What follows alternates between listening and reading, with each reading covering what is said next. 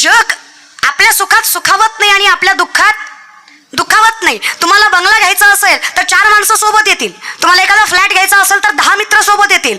तुम्हाला गाडी घ्यायची असेल तर शोरूम मध्ये 20 पोरं जमा होतील. पण तुम्हाला कोरोनाच्या काळात पैसा लागला तर कुणाला विचारून बघा, दिला का? जवळ आलं नाही. हे लक्षात घ्या, सामर्थ्याने लक्षात घ्या की तुमच्या सुखाच्या काळात सगळी माणसं तुमच्या पाठीशी, तुमच्या सोबत, तुमच्या पुढे उभे असतात. पण ज्या दिवशी तुमच्यावर वाईट वेळ येते ना, तेव्हा फक्त आणि फक्त जगाचा मालकच असतो जो सामर्थ्याने तुमच्या सोबत उभा असतो, तुमच्या पाठीशी उभा असतो.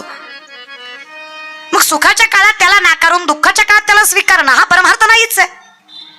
कितीही काळ सुखाचा आला, कितीही काळ दुःखाचा आला तरी माझ्यासाठी पांडुरंगा तू तेवढाच स्थिर आहेस, तो तेवढा स्थिरावला जाणार आहेस माझ्या हृदयामध्ये, हा परमार्थ आहे. पण माणसांचं कधी कधी काय होतं ना महाराज, जे डोळ्याला दिसतं त्याला सत्य म्हणतात. मग नामदेवराय म्हणतात कल्पनेची बाधा न हो, कवने काळी संत मंडळी सुखी असो. यांना सत्य कळू दे पांडुरंगा, एवढीच माझी विनंती आहे, बाकी काहीच नाहीये. ज्याला कळलं तो या अक्षयधनाने परिपूर्ण आहे, शाश्वत सुखी आहे तो, अकाल सुख आहे त्याच्याकडे. विचार करा ना, कोणाला तरी विचारलं का हो बंगला आहे, गाडी आहे, 4 माणसं पुढे 4 माणसं मागं फिरतात, भलती पद आहेत तुमच्याकडं, लोक मानतात तुम्हाला. अहो काय खायचं कळत नव्हतं, आता काय खावं कळत नाही, इतकी चांगली अवस्था आहे तुमची. एवढं सुख तुम्हाला जगाच्या मालकाने दिलं. त्याला एकट्यात विचारायचं का रे बरं चाललं का, तू म्हणतो सगळं आहे पण समाधानच नाही. कधीतरी विचार करा गांभीर्याने मायबाप, सगळं असून जर समाधान मिळत नसेल तर काय दुर्दैव आहे आपलं. संतांकडे काहीच नसताना अक्षय सुखी आहेत, काय सुदैव आहे. असतानाही भोगता येत नाही, काय दुर्दैव आहे. नसतानाही वाटत नाही, काय सुदैव आहे. तुकोबराय म्हणले बरे झाले देवा निघाले दिवाळे, पर्या दुष्काळे पिढा गेली. म्हणजे हे धन ज्यात संतांच्या पदरात पडलं त्याचा मार्ग जर संत तुम्हाला आम्हाला सोपा करून सांगतायत तर आम्ही विचार केला पाहिजे व्रत करा एकादशी, आम्ही विचार केला पाहिजे मार्ग धरा पंढरीचा, आम्ही विचार केला पाहिजे. मग आम्ही विचार कुठल्या गोष्टीचा करतो ज्याचा करायला नाही पाहिजे. ह्या संसाराची फलता अरे नाहीच आहे. बरं या संसाराची फलता तुम्हाला प्राप्त होईल, सर्व सुकृताचे फळ मिळाहीन, पण त्याच्यासाठी जाईन गे माये पंढरपुरा, हे अगोदर कळलं पाहिजे. जर वाट पंढरीची आहे, जर जगाचा मालक पाठीशी उभा असेल तर कुठल्याही गोष्टीचं सामर्थ्याने फळ मिळणार आहे. मग उदाहरण सांगायचे, युक्तिवाद सांगायचंय. एखादे संत सांगा जे श्रीमंत नाहीत, नाथबाबांच्या घरीला पाहुणा सोन्याच्या ताटात चांदीच्या वाटीत जेवत होता. लाखो माणसं कीर्तनाला यायची, कीर्तनाला यावी म्हणून नाथबाबा प्रत्येकाला धनधान्य सोनं चांदी वाटायचं. एवढं धन होतं नाथबाबांकडे. श्रीमंतीचा तुम्ही आम्ही विचारही करू शकत नाही. नामदेव यांची बायको राजाई 2.5 क्विंटल सोन्याच्या पलंगावर झोपायची. बरं काय शिर्डीच्या मायमावल्या, 2.5 क्विंटल सोन्याचा पलंग होता. नामदेवरायांच्या बायको राजाई मातेला झोपायला तरी नवऱ्याला जी शिवाय बोलत नव्हती. नामदेवराय म्हणले चहा जे, पाणी जे, जेवण जे.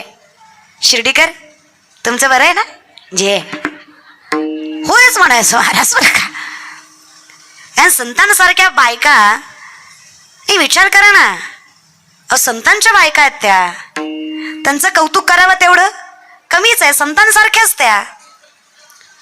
नाथबाबांच्या बायकोच्या खांद्यावर येऊन ब्राह्मण बसला. नाथबाबा म्हणले बाई ब्राह्मणाला पाडण्यासारखं दुसरं पाप नाही पाडशील ग. बायको बघा ना, ती म्हणली नका काळजी करू, नातवाला घ्यायची सवय आहे, ब्राह्मण एवढा जड नाही. ह्या संतांच्या बायका. तुकोबारायांची बायको आवली, नवऱ्याला घास खाऊ घातल्याशिवाय घास खात नव्हती. लोक म्हणतात बडबड्या, हे बाह्य स्वरूप आहे, फारच किटकिट करायची म्हणे. आता सोशल मीडिया दाखवताना काही दाखवतं, पण कधीतरी आपण सत्यता समजून घेतली पाहिजे. हे जग आपण आपल्या धर्माच्या बाबतीत, आपल्या मातीच्या बाबतीत, आपल्या संस्कृतीच्या बाबतीत आपण डोळ्याने बघितल्याशिवाय किंवा आपण डोळ्याने वाचल्याशिवाय, खात्री केल्याशिवाय कोणाचं ऐकायचं नाहीच. एक साधा आपल्या धर्मातला पोरगा मला येऊन म्हटला, मला इतकं वाईट वाटतं कधी कधी, किती माणसं असत त्याच्या आहारी गेले. तो पोरगा मला म्हणला ताई एवढं जगाला ज्ञान सांगता, देवाला सगळं कळतं म्हणे, जगाच्या बापाला सगळं कळतं म्हणे, आम्हाला ठामपणे सांगता भगवंताचं नाम घ्या, भक्ती करा, कीर्तन ऐका, भजन करा, माळा घाला, गंध लावा. मला सांगा एवढं सगळं करून मिळतं काय? जिथं रामाला स्वतःची बायको कळली नाही तिथं आमचं मन काय कळणार आहे?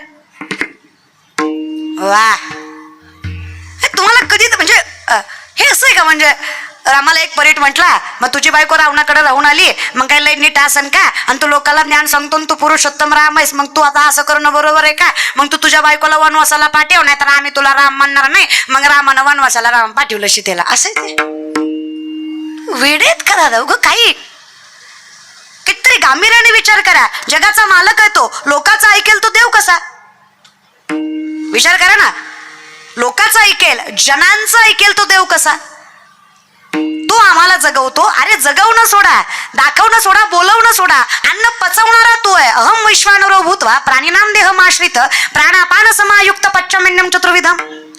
गीतेमध्ये भगवान श्रीकृष्ण वर्णन करतात, अर्जुना अरे जगवणारा, बोलवणारा, दाखवणारा, चालवणारा ह्या सगळ्या गोष्टी सोड, जठरामध्ये अग्नी म्हणून पचवणारा सुद्धा मीच आहे. म्हणून जुन्या बायका चुलीत काहीतरी टाकल्याशिवाय स्वयंपाक करत नव्हत्या. कळतंय? येड्या नव्हत्या त्या. कळतंय? अग्नी आपल्या जठरामध्ये पचनक्रियेचं काम करते. आपली पचवण्याची ताकद त्या अग्नीमध्ये, पंचमहाभूतापैकी जी अग्नी आहे ती आपल्या पचनक्रियेला सामर्थ्याने साथ देते, त्याच्यामुळे पचनक्रिया होते. म्हणून मी माझ्या हाताने जे काही तोडकं मोडकं बनवलं ते पुढच्याला पचावं याच्यासाठी पहिला घास अग्नीला. म्हणून कणिक तिंबली की थोडासा गोळा अग्नीला, भाकरीचं पीठ मळलं तर थोडंसं पीठ अग्नीला. आता अग्नीच गॅसवर आहे त्याच्यामुळे थोडंसं अवघड आहे, पण ठीक आहे ना, गॅस का असे ना, टेक्नॉलॉजी वाढली म्हणून काही हरकत, आपण गॅसवरही ठेवू शकतोच की, त्याचं काय एवढं अवघड आहे. पण लोकांना जुन्या सगळ्या पद्धती वाईट वाटतात किंवा अनएज्युकेटेड वाटतात, अनक्लास वाटतात, लोअर क्लास वाटतात. हे कलियुग आहे. इथे चप्पल घालून स्वयंपाक करणारी बाई हाय क्लास आहे आणि डोक्यावर पदर घेऊन स्वयंपाक करणारी बाई अनक्लास आहे. इथं उभाट्या जेवणारा नालायक आहे, म्हणजे सुशिक्षित आहे, आणि बसून जेवणारा म्हणजे हे कलियुग आहे. इथं वरातीत नाचणारी पोरगी सुशिक्षित आहे आणि कीर्तनात नाचणारी पोरगी नालायक आहे. अरे वा, नजर पण नजर आहे रे तुमची. म्हणजे तुमच्या नजरेत ज्याला मटण चावणा त्यानं माळ घातली त्यो महाराज. अरे येड्या, त्याला चावणा म्हणून घातली, आम्ही चावायला यायच्या आधीपासून घातली. काय फरक आहे का नाही? म्हणजे माझं वर्णन नाही हो, माऊली सांगतात, तशी जसेची वाटा न पाहता वैसेची गावा न येता बाळपणीचं सर्वज्ञता वरी तया दे. ही माऊलींची कृपा असेल की या वयात लेकरांना परमार्थ कळतोय. आज एवढी एवढी लेकर आहेत, यांना जर कळतंय की कीर्तनात टाळ घेऊन उभा राहावं, यांना जर कळतंय की कीर्तन काय आहे, यांना जर कळतं की सुरुवातीला रामकृष्ण हरी, शेवटला ज्ञानेश्वर माऊली म्हणलं जातं, यांना जर कळतंय की संतांच्या अभंगावर कीर्तनाचं विवेचन केलं जातं, यांना जर कळतंय की तुकोबारांच्या गाठ्याचं, ज्ञानोबारांच्या ज्ञानेश्वरीचं काय सामर्थ्य आहे, तर ही संतांची कृपा आहे. कारण तुकोबाराय म्हणले, मला वयाच्या 22व्या वर्षी परमार्थ कळला. कितव्या? वयाच्या. जगद्गुरु तुकोबाराय संप्रदायात 3 जगद्गुरु. प्रथम जगद्गुरु शंकराचार्य, द्वितीय कृष्ण वंदे जगद्गुरु, आणि तृतीय मानव रूपी देहाला जन्माला आल्यानंतर जे जगद्गुरु झाले त्यातले प्रथम तुकोबाराय आणि संप्रदायातले तृतीय जगद्गुरु तुकोबाराय. हे सामर्थ्य ज्यांच्यात आहे त्या तुकोबारायांना वयाच्या 22व्या वर्षी परमार्थ कळला. वयाच्या 22व्या वर्षी तुकोबाराय म्हणतात, सावध झालो सावध झालो हरीच्या आलो जागरणा. मग एवढ्या कमी वयात जर यांना परमार्थ कळत असेल तर ही कृपा नाही तर अजून काय? चमत्कार नावाची गोष्ट जगात घडत नसते, बिलकुल नाही. तुम्ही म्हणाल साईबाबांनी चमत्कार केले, ज्ञानोबारांनी चमत्कार केले, तुकोबारांनी चमत्कार केले. तुम्हाला जर चमत्कार वाटतो तर तुम्ही मूर्ख आहेत. ज्ञानोबारांची भिंत चालवली गेली, तुकोबारांचा गाथा तरला गेला, वेदामुखी वेद बोलवला गेला, हा चमत्कार नाही, हे प्रथम समजून घ्या. हे संतांच्या तपश्चर्येचं फळ आहे, ज्याला पांडुरंगाची कृपा म्हणतात. तपश्चर्या न करता कुठलीच गोष्ट अवगत होत नाही. मग तुम्ही म्हणाल एवढ्या एवढ्या लेकरांनी काय तपश्चर्या केली की यांना परमार्थ कळाला? मग माऊली सांगतात, बहुत सुकृताची म्हणून विठ्ठली. जर आम्हाला विठ्ठल कळाला असेल, आम्हाला परमार्थ समजत असेल, तर यात आमच्यापेक्षा जात्य तुकोबाराय सांगतात, धन्य माता पिता. मग जन्मोजन्मी आम्ही बहु. मग ज्ञानोबाराय म्हणले, जर मला मिळालं ज्ञान गुणगम्य ज्ञानदेवा लाधले निवृत्तीने दिधले, तर माझ्यासारख्या 16 वर्षाच्या तरुण पोराला एवढं सामर्थ्य मिळालं. हे आदिनाथ गुरु मच्छिंद्र तयाचा, मच्छिंद्राने बोध गोरक्ष वळला, गहिनी प्रसादे ज्ञानदेवा सार. आपण जे म्हणतो ना, रक्तातच परमार्थ लागतो. तुका म्हणे येते पाहिजे येड्या गवाळ्याचे. कुणीतरी तपश्चर्या केली आणि त्या तपश्चर्याचं फळ कुणाला तरी कृपा म्हणून दिलं आणि त्या लेकराने तो परमार्थ उभा केला, ज्ञानदैवे रचिला. विचार करा ना, स्वतःच्या लेकरांच्या शुद्धीपत्रासाठी मध्यरात्री जाऊन देहांत प्रायश्चित्त देणारे विठ्ठलपंत कुलकर्णी, रुक्मिणी विठ्ठलपंत कुलकर्णी, वेदशास्त्र पठन करणारे मायबाप ज्यांचे आहेत त्यांच्या पोटी ज्ञानोबारायच जन्माला येणार आहेत. जगद्गुरु तुकोबाराय जगद्गुरु झाले कारण आहे माझ्या वडिलांची ज्यांच्या वडिलांचीच पंढरीची वारी अविरत आहे तर तुकोबाराय वारीच करणार आहेत. मग कदाचित कधी कधी याचा अपवादही होतो. एखाद्या मुलाचा बाप पिदाडा असतो पण पोरगा माळकरी होतो. हे त्याच्या पूर्वजांच्या कुठल्या तरी संचिताचं फळ असतं. ज्याच्या वडिलाला खांद्यावर पेलवता आलं नाही पण पोरगा पेलवतो. मग ही कृपा आहे. मग या कृपेला तुम्ही चमत्काराची नावं देऊ नका. मग ज्याला हे कळालंय, ज्याला हे सत्य माहित आहे की कष्ट केल्याशिवाय नामचिंतनाशिवाय माझ्यावर कृपा होणार नाही, तो असा अढळ राहत नाहीये, निवांत राहत नाहीये. तो विचार करतोय कोण दिवस येईल कैसा. मग हा विचार ज्याच्या मुखात आहे, हा विचार ज्याच्या मनात आहे, हा विचार ज्याच्या बुद्धीत आहे, त्याला माहित आहे यातून तरायचं असेल तर व्रत करा, याच्यातून तरायचं असेल तर मार्ग धरा. पण हेच का, हे कळालं ही सुद्धा कृपा आहे. हेच का करावं? कारण आम्ही कोण आहे? वैष्णव आहेत, वारेकरी आहेत. आमच्यासाठी विठ्ठल कुळीचे दैवत, विठ्ठल वीत गोत चित्त, विठ्ठल माय बाप श्रोता बहिणबंधू राहता. आमच्यासाठी माऊली वर्णन करतात, तू गुरुबंधू पिता, तू आमुची इष्ट देवता, तू ही सदा आरक्षिता आपदी आमुते. जर राखणारा तू आहेस तर आम्ही मानतोही तुलाच. मग सगळंच जर माझा विठ्ठल करतोय तर मी चरणही त्याच्याच, मस्तकही त्याच्याच चरणावर ठेवावं. मग तुम्ही म्हणाल आता विठ्ठलाच्याच म्हणताय मग आम्ही दुसऱ्याचे बघताय. इथे चुकताय तुम्ही. तुम्ही बसलाय, मी उभा आहे. हा भेद आहे की व्यवस्था आहे? हा, बोलत जा मायबाप, बोलत जा. एक काम करा, कीर्तन झाल्यावर माझ्या पाकिटातलं थोडं थोडं देते तुम्हाला, पण बोला. हा, तुम्हाला वाटायचं हिनं घ्यायचं ना आम्ही बोलायचं, देते बाबा पण बोलत जा. काय काय तर असे बसलेत, तू बोल मी हाय, तू बोल, मी बसलोय ना तू बोल, मी ऐकतोय तुझं तू बोल ग. असं उपकार करू नका रे माझ्यावर. जरा चेहरा आनंदी ठेवा, मन स्थिर ठेवा. परमार्थ आहे रे, हा धर्ममंडप आहे रे. ज्या क्षणी कीर्तन चालू होतं ना त्या क्षणी जगाचा मालक इथं साक्ष द्यायला उभा असतो. जेथे कीर्तनाची जागा तेथे पांडुरंग उभा, जेथे कीर्तनाची जागा तेथे पांडुरंग उभा, कीर्तनाची जागा तेथे पांडुरंग उभा, कीर्तनाची जागा तेथे पांडुरंग उभा, जेथे कीर्तनाची जागा तेथे पांडुरंग उभा, जेथे कीर्तनाची जागा तेथे पांडुरंग उभा, कीर्तनाची जागा तेथे पांडुरंग उभा, जेथे कीर्तनाची जागा तेथे पांडुरंग उभा. हा तो मंडप आहे जो माणसाला देव करायची ताकद ठेवतो.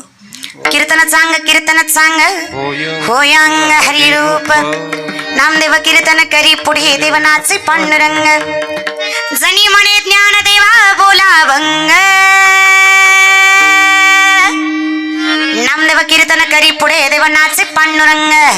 जगाचा मालक देवभान हरपून नाचतो तो मंडप आहे हा.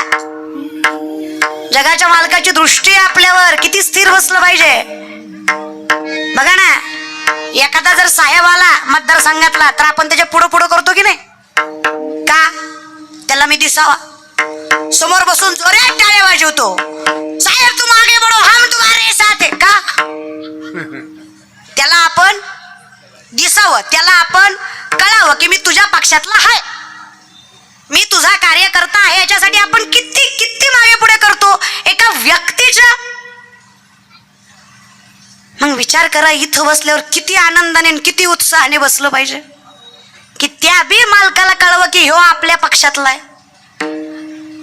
जगाच्या मालकाला बी कळलं पाहिजे की नाही ह्यो आपल्या पक्षातला आहे, हा आपला कार्यकर्ता आहे. म्हणून विनंती आहे रे, थोडं सत्य स्वीकारा. हे न स्वीकारलं जातं याचं कारण नाहीये. नामासी विनमुख तो नर पापिया हरी विन धावया, तुका म्हणे नाड पाप ठाके हिताड. केलेलं पाप भगवंताचं नाम घेऊ देत. ते म्हणत नाही नाही तू नाही म्हणायचं, तू कशाला तू नाही म्हणायचं, तू आपला कचकच कांदाच म्हणायचं, तू हे नाही म्हणायचं, तुझी पात्रता नाही बाबा हे म्हणायची, तुझं आयुष्य तिकडंच बरं आहे. विचार करे ना. अरे भजन आहे रे ते. बरं भजन असंच गावं तसंच गावं असंही काही नाहीये. येईल तैसा बोल. भजनात फार मोठी ताकद आहे.